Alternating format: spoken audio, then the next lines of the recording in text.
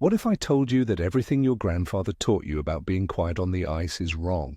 What if all that effort, all that tiptoeing, all that whispering is actually scaring away more fish than drilling 10 holes right over their heads? It sounds crazy, I know. For generations, the #1 rule of ice fishing has been silence is golden. But today, we are going to shatter that myth. We're going to explore a radical idea that the most terrifying thing to a fish under the ice isn't the sound of your auger, it's the sound of absolute dead silence.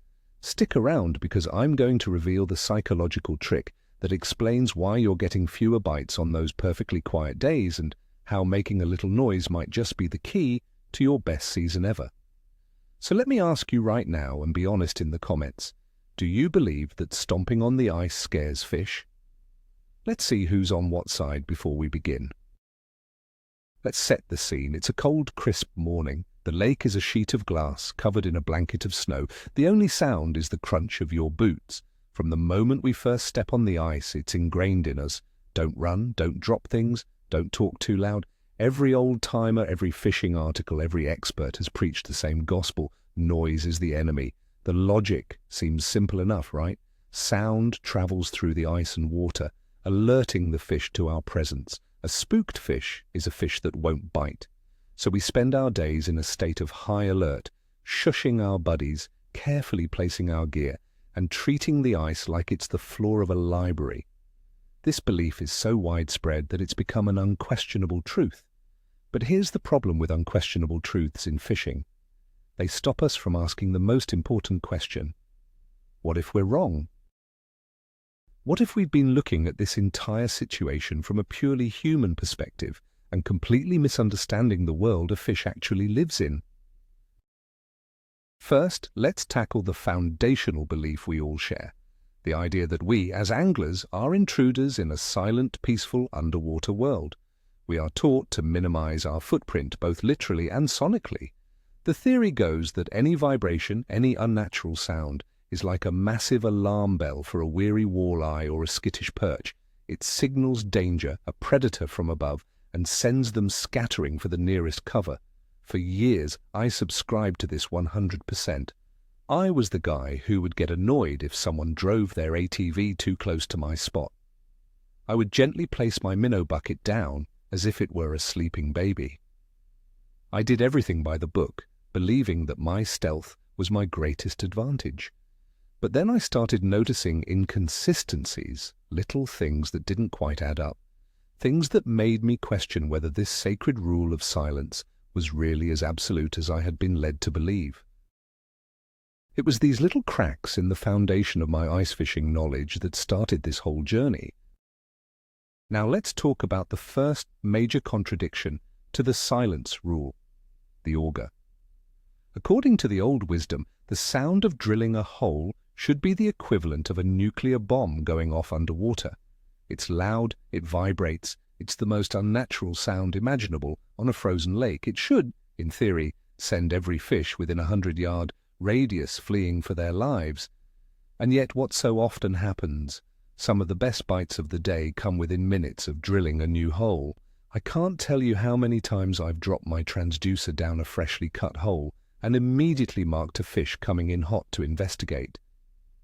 It's not just me. Countless experienced anglers report the same thing. This phenomenon is too common to be a coincidence.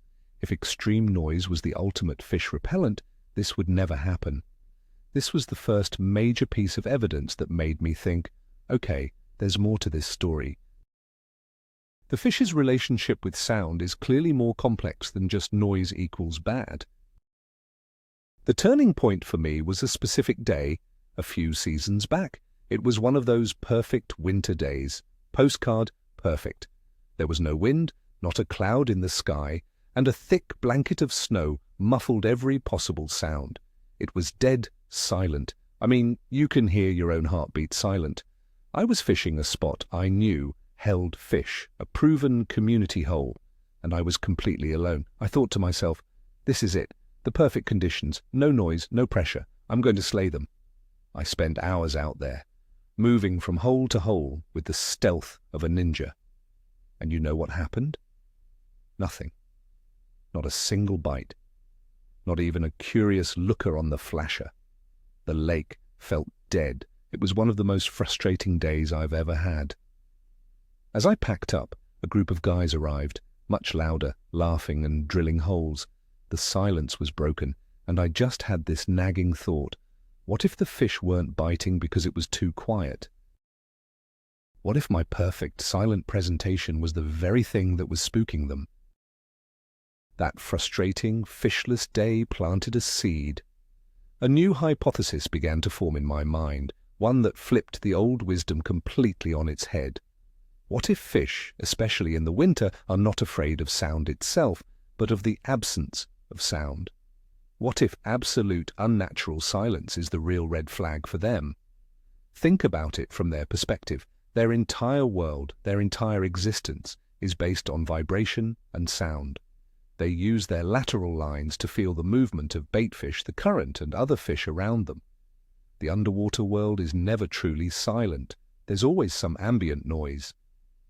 So, what does it mean when all of that background noise suddenly disappears? It means only one thing in the natural world: a large predator is nearby and everything has gone still in fear. My new theory was that our attempts to be perfectly silent were mimicking the presence of a predator, putting the entire food chain on high alert and causing a negative feeding response. It's not the noise, it's the context. To understand this, we need to stop thinking like humans and start thinking about the environment a fish actually lives in. We imagine the world under the ice is a serene, quiet sanctuary. But it isn't. Not at all. Water is an incredible conductor of sound, far better than air. Down there, fish are constantly surrounded by a symphony of noises. They hear the subtle grinding of ice shifting, the movement of water currents, the clicking and crawling of invertebrates on the bottom, and most importantly, the sounds of other fish. The sound of a school of perch feeding, the subtle thumps of a walleye chasing bait. These are all part of the normal, everyday soundscape. This ambient noise is a sign of a healthy, active ecosystem. It's the sound of normalcy. It's the sound of safety. When a fish hears these things, it knows that life is proceeding as it should. It feels comfortable enough to move around and actively feed. It is not a silent world. It is a world rich with auditory information. Now let's look at the biology of fear in the animal kingdom. For any prey animal, survival depends on instantly recognizing threats. They are wired to detect anomalies in their environment. A deer in the woods isn't necessarily scared by the sound of a twig snapping, but it is terrified when the constant chirping of birds suddenly stops. Why? Because that sudden silence means a predator, like a coyote or a bobcat, has entered the area, and all the smaller, more alert animals have noticed and gone quiet. The absence of sound is the alarm bell. It's very likely the same principle applies under the ice. A fish is constantly processing the normal hum of its environment. When that hum is replaced by a void, a cone of silence created by our stealthy presence, it's a massive, glaring signal that something is wrong. Its brain, hardwired for survival over millions of years, doesn't interpret this as peace and quiet. It interprets it as imminent danger. Think about the classic predator-prey dance. How does a predator hunt? With stealth. A northern pike will hang motionless, waiting to ambush its prey. A massive lake trout will cruise silently through the water column. The one thing that universally signals an approaching predator is the silencing of the environment around it. The baitfish stop moving. The background noise ceases. This is the moment just before the strike. By trying to be perfectly silent on the ice, we are, in effect, mimicking the behavior of a super predator. We are creating an unnatural dead zone of sound that screams danger to any fish below. It's a fundamental misunderstanding of their world. We think we are being sneaky, but what we are actually doing is announcing our presence in the most terrifying way possible from a fish's point of view. The fish isn't thinking, "Oh, it's quiet up there." It's feeling, "Everything just went silent. Something is about to kill me." This brings us to a critical distinction the concept of good noise versus bad noise. This is the core of the new theory. It's not that fish are deaf or that sound doesn't matter. It's that the type of sound is what counts. Good noise is the consistent, rhythmic and explainable sound of an active environment. This could be the hum of a flasher, the sound of someone walking around at a normal pace, or even the distant drone of an auger. These sounds become part of the ambient background noise. Fish can get used to them. They can even associate them with positive things like a hole opening up and food becoming available. Bad noise, on the other hand, is sharp, sudden, and erratic. It's the sound of a metal scoop being dropped on the ice, or a heavy, unexpected stomp right over a fish's head. These are the sounds that break the pattern and signal immediate, unpredictable danger. So our goal shouldn't be silence. It should be to create a consistent, non-threatening sound footprint. Let's use that forest analogy again because it's the perfect way to visualize this. Imagine you're a deer. You're standing in a forest full of life. Birds are chirping, squirrels are chattering, the wind is rustling the leaves. These sounds make you feel safe. It's the normal rhythm of your world. Now, imagine two scenarios. In scenario one, you hear the distant, steady sound of a chainsaw.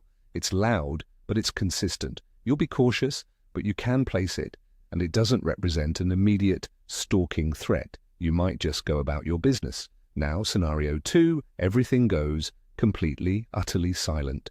Every bird, every squirrel, everything stops. What do? You freeze. Your heart pounds. You know, with absolute certainty that a predator is very, very close. Which scenario is more terrifying? The second one, by a mile. The chainsaw is just noise. The silence is a threat. That is precisely the difference between the hum of our gear and the unnatural cone of silence we create when we try to be too stealthy.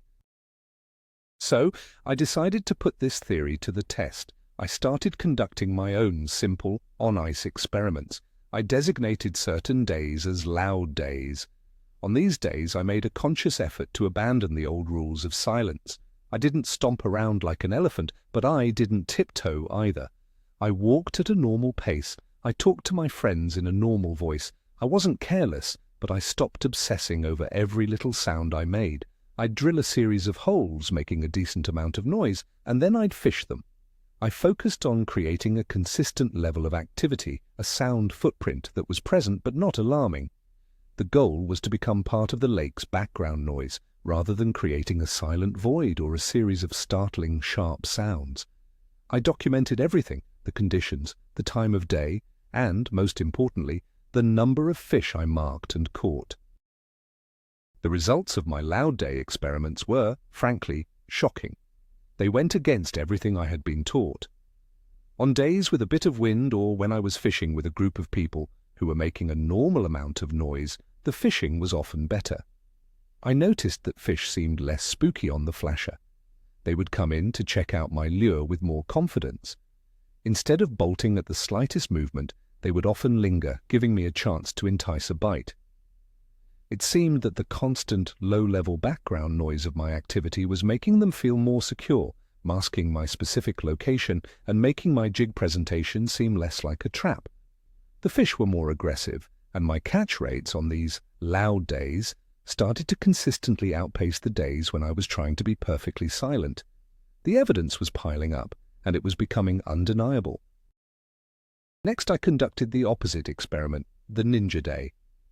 On these days, I would go back to my old ways, but with an almost obsessive level of stealth. I'd pick calm, quiet days. I would creep out to my spot. I would gently scoop the slush out of the hole. I would make every effort to be completely silent for long periods, sometimes 15 to 20 minutes, without making a single sound. And what I observed was fascinating. Fish that would come in on the flasher were incredibly wary. They were skittish. They would rise up to the lure, pause, and then bolt away for no apparent reason. It felt like they were on a hair trigger. My interpretation now is that they would enter this cone of silence I was creating, and their internal alarm bells would go off.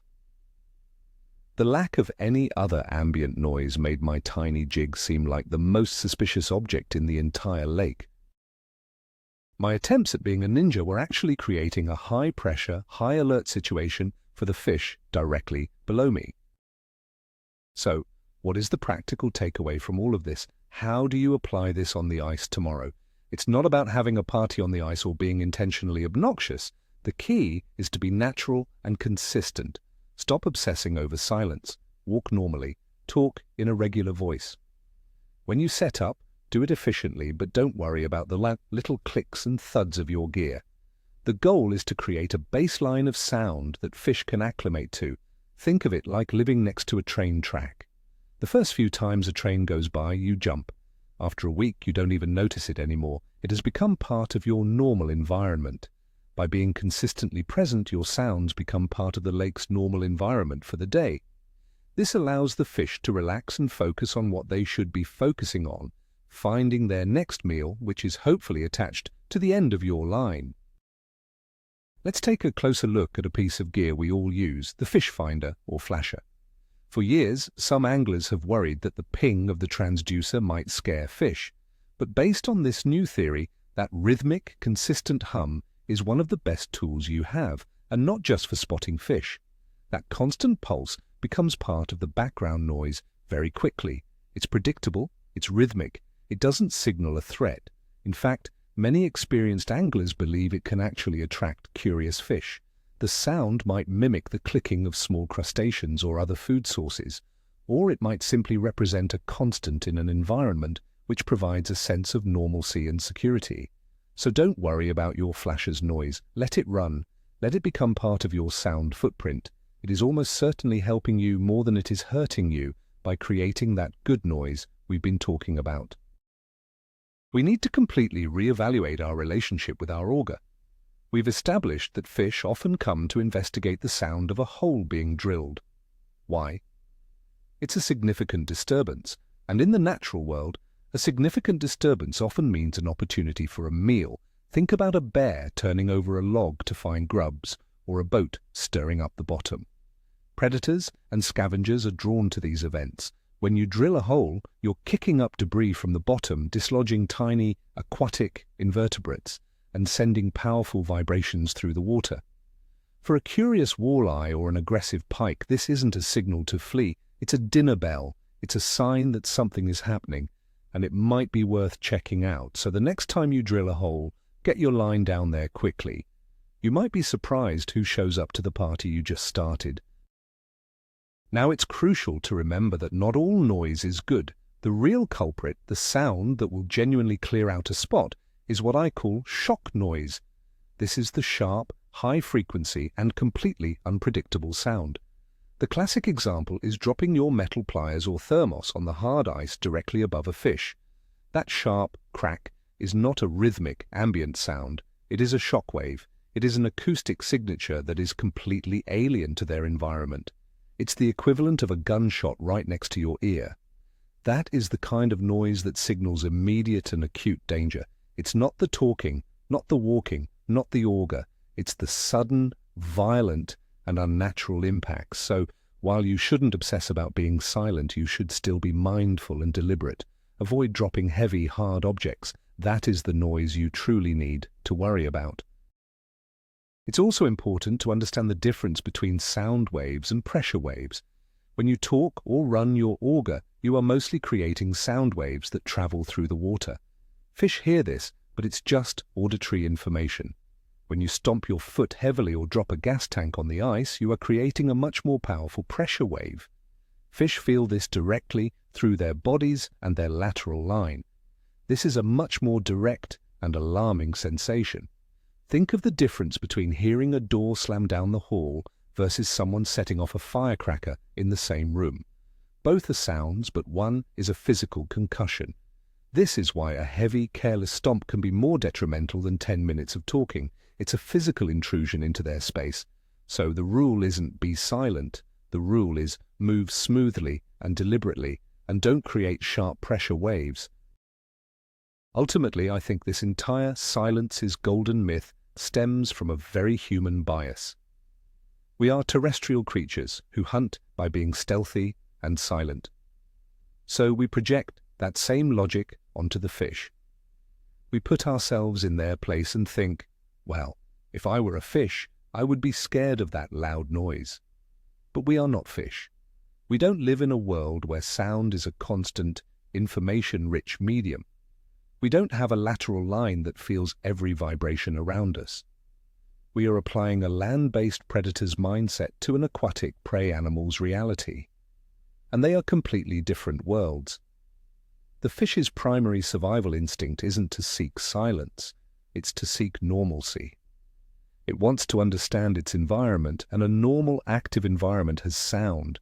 We've been trying to be good, stealthy hunters when we should have been trying to act like a normal, non-threatening part of the landscape. Let's try to see the world from the fish's perspective one last time. Imagine you are a perch, suspended a foot off the bottom.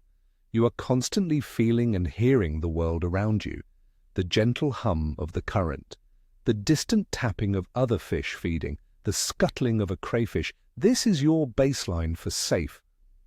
Suddenly, a massive area above you goes completely dead. The ambient hum disappears. It's a sensory void. Your brain, evolved over eons to recognize patterns, immediately flags this as a major anomaly.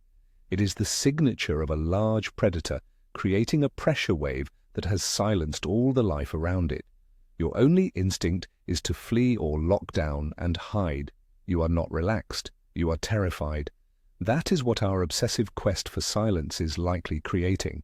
We're not hiding from the fish. We're unintentionally screaming danger in the only language they truly understand, the language of vibration and sound. So, here's the final paradigm shift. The new rule for success on the ice is not to be silent, but to be present. Be a consistent, predictable part of the environment. Your goal should be to create a bubble of normalcy around you. Walk at a steady pace. Talk to your friends, let your flasher hum. Run your auger, let the fish get used to you being there. Let your presence become the new background noise. By doing this, you mask the small, specific sounds that might actually spook them, like the tiny click of your reel or the slight movement of your jigging rod. You are hiding in plain sight by becoming part of the soundscape. Stop thinking like a ninja trying to sneak up on your enemy. Start thinking like a farmer working in a field whose presence the surrounding wildlife eventually learns to ignore. This change in mindset might be the single biggest thing you can do to improve your catch rate this winter. So let's wrap this all up. We've spent our entire fishing lives believing that the quieter we are, the better, but the evidence, both anecdotal and logical, points to a stunning reversal of that idea. The real aha moment, the big takeaway, is that fish don't fear noise nearly as much as they fear a sudden, unnatural lack of it. That eerie silence we create is the universal sign of a predator, and it puts them on high alert.